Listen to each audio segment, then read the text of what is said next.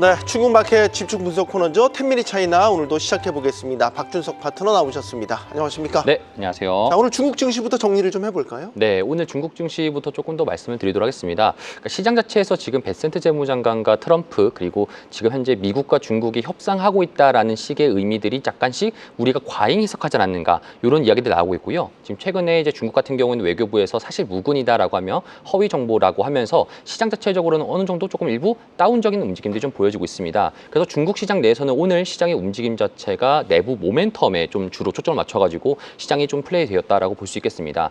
전날 시장에서 중국에 좀 유명했던 게 상해 모터쇼에서 상당히 이제 샤오미랑 BYD 그리고 CATL 같은 그런 대기업에 있는 회사들이 상당히 보였던 기술들이 조금 더 시장에 각광을 받으면서 그 관련된 부가적인 기업들이 많이 조금 주가가 상승한 채로 오늘 좀 마감을 했었고요. 네. 이번에 그 상해 모터쇼에서 조금 핵심적인 메시지가 뭐였냐면은 AI 스마트 모빌리티 생태계를 조금 더 구축을 중국이 조금 더 유리하게 할 수 있다라는 것을 조금 더 시장에서 내비치고 있는 메시지인 것 같습니다.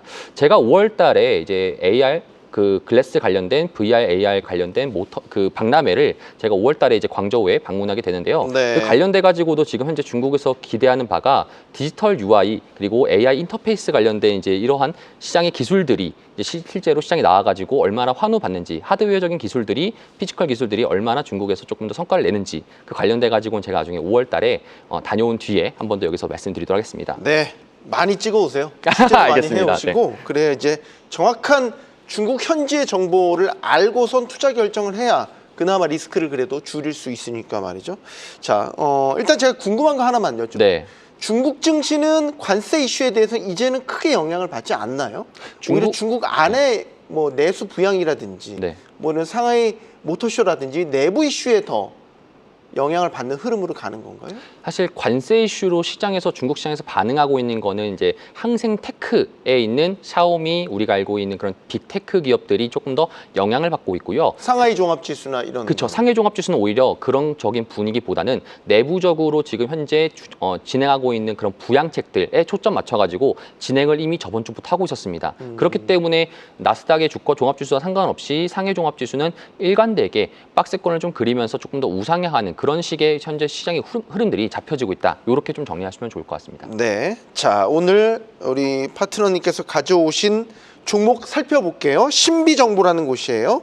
일단 어떤 회사인지 설명해 주세요. 일단은 신비정보의 정식 명칭은 이제 아이플라이텍이라고 있는 회사라고 보시면 좋을 것 같아요. 네. 지금 현재 중국에서 AI 음성인식 기술로는 1위인 기업이다라고 생각하시면 좋을 것 같고요. 음성인식 그쵸? AI다. 중국에서는 지금 현재 디지털 교육, 그다음에 AI 기반 정부 효율화 관련된 슬로건을 내세우면서 이제 지금 그 관련돼 가지고 슬로건 내세우면서 AI에 조금 더 초점을 맞추고 있습니다. 근데 그 메시지를 어떻게 입으로 좀 전파하는 그 목소리를 낼 수 있는 회사가 바로 이 회사인 거고요. 이 회사의 특징적인 것은 이제 정부랑 민간 둘 다 봤었을 때 조금 이례적인 이런 기업이다라고 좀 생각하시면 좋을 것 같습니다. 그래서 실제로는 이제 음성 AI, 그리고 스마트 회의 시스템, 법적 녹취 관련된 AI, 스마트 교실, 최근에 이제 중국 정부에서 그런 과외라든지 교육 부분이 있어서는 조금 더 금지하고 있는 그런 모습들이 좀 잡혀져 있는 사교육 관련해서. 근데 여기 이 신비정보라는 회사에서는 이제 그런 교육 관련돼 가지고도 AI 교육 시스템을 도입하고 있는, 그렇다 보니까 어찌 보면 조금 더 사교육에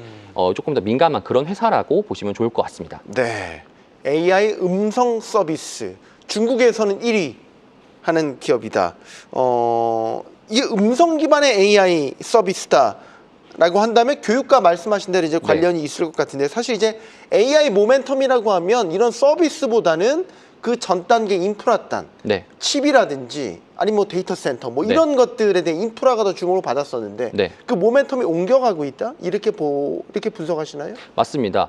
24년도 같은 경우에는 오히려 말씀드렸듯 클라우드라든지 이제 AI를 구축하는 그런 생태계를 조금 더 말씀을 했는데 이제 25년도의 특징은 그거를 어떻게 활용할 건지, 어떤 식으로 이제 활용할 건지를 좀 더 초점 맞추는 것이 바로 지금 올해 시장의 움직임이라 보시면 좋을 것 같습니다. 그래서 말씀드렸던 대로 AI는 두뇌를 조금 더 이제 하고 있고요. 그다음에 그 AI 두뇌와 연결되는 입과 코 관련돼 가지고 이제 말하는 것들, 그런 것들을 조금 더 잘하는 회사들이 최근에 주가 움직임들이 좀 좋았었는데요. 신비정보가 마찬가지로 그런 회사 중에 하나다라고 생각하시면 좋을 것 같습니다. 그러면은 저 이제 교육 이제 서비스, 교육 제품으로 많이 쓰인다고 하면 예를 들어서 중국의 이 교육 당국에서 저거를 채택한다라든지 네. 그런 이슈가 좀 있어야 모멘텀이 있어야 되겠네요. 아직까지 그런 이슈는 없지만 시장의 움직임들은 정부와 마찬가지로 민간과 정부에서 많이 발주를 하고 있고요. 그 관련돼 가지고는 지금 90% 점유율까지도 지금 차지하고 있는 것이 바로 신비정보라는 회사입니다. 그래서 교육 관련돼 가지고 정부에서 그런 공교육 관련된 걸 하게 된다라면은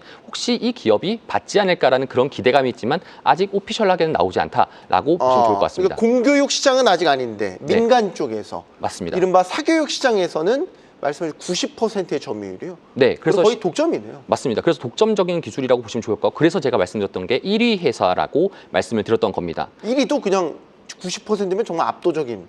그래서 실질적으로 사용하고 있는 게 이제 AI 회의 녹취록이랑 스마트 사전펜 뭐 이런 음성 번역기 관련돼 가지고는 지금 현재 실제 시장에서 유통되고 있고 중국 내에서도 지금 계속적으로 1위를 하고 있다라고 이렇게 좀 독점적 관련된 회사라고 보시면 좋을 것 같아요. 좀 차트를 좀 보면서 네, 여러분들이 조금 차트 보여주세요. 직관적으로 확인해 보시면 좋을 것 같은데요. 차트를 보게 된다라면 현재 25년도 1월 달부터 해가지고 작년 이제 8월 달부터 해가지고 주가가 많은 큰 폭의 상승을 보여줬었고요. 최근 관세 이슈로 인해 가지고 약간 정도의 조금 주가가 출렁거림이 있었지만 현재 눌림목을 받으면서 다시 또 만약에 그 초록 색깔 선인 60일 이평선을 돌파하게 되면은 그 돌파했었을 때 다시 또 한 번 더 신고가를 갈 수 있을 만한 그러한 상황이다라고 체크하시면 좋을 것 같습니다. 초록색 선이 맨 위에 있는 선. 네, 맨 위에 있는 그쵸. 선. 아직 좀 갭은 있네요. 지금 현재 AI 관련된 이런 친구들이 전체적으로 관세 이슈로 인해 가지고 대부분 다 이러한 상태다라고 보시면 좋을 것 같은데 이번에 이제 5월 달 들어서 가지고 제가 가는 광저우 박람회 관련돼 가지고 거기서 갔을 때도 결국은 신비정보회사에서 어떠한 제품들 AI 글래스와 협작되어 있는 어떠한 제품들이 이제 좀 공개될까 이러한 것들이 조금 더 시장이 궁금증이기 때문에 요거는 좀 제가 갔다 와가지고 한 번 더 후기를 말씀드리도록 하겠습니다. 네, 일단 그래도 관세 영향으로 조정을 좀 큰 폭으로 받기는 받았군요. 네. 근데 이제 마켓 점유율 90%라든지 확고한 시장 지위 같은 걸 감안한다면 성장성은 아직 아주 탄력적으로 높다라고 보고 네. 그러면 지금 상당히 주가적으로 싸지는 구간이다. 맞습니다. 그래서 신비정보에 관심을 가질 필요가 있다라는 논리로 제가 지금 받아들이면 돼. 정확합니다. 그래서 피지컬 AI 가는 시대에서는 오히려 우리 이런 회사들을 체크를 할 필요는 있다라고 여러분들이 조금 더 기억하시면 좋을 것 같습니다. 네, 자 오늘 마지막으로 알아볼 거는 이 유가와 관계입니다. 최근에 이제 오펙 플러스에서 증산할 수 있다라는 이야기가 나왔어요. 그러니까 국제유가가 좀 많이 떨어지기도 했죠. 네. 유가의 흐름에 따라서 중국 시장에는 어떤 영향이 있나? 이건 좀 궁금하네요.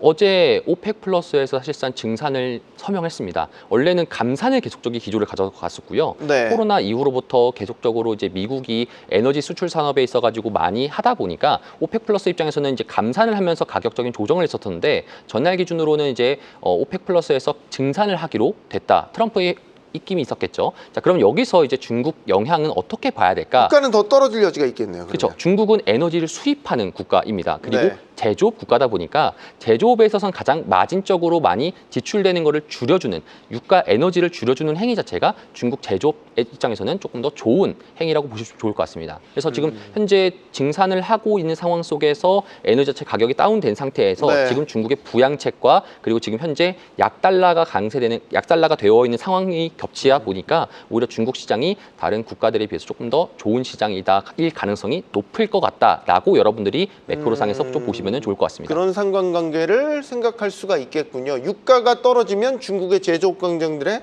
마진 경쟁력이 높아질 수 있다. 네. 그리고 지금 약달러니까 보통 달러로 이제 유가를 사니까 네. 좀 싸게 살 수 있다. 그렇습니다. 이중으로 혜택을 볼 수 있다라는 지금 시장 환경까지 정리를 해 보도록 하겠습니다. 자, 텐미리 차이나 박준석 파트너와 함께했습니다. 고맙습니다. 네, 감사합니다.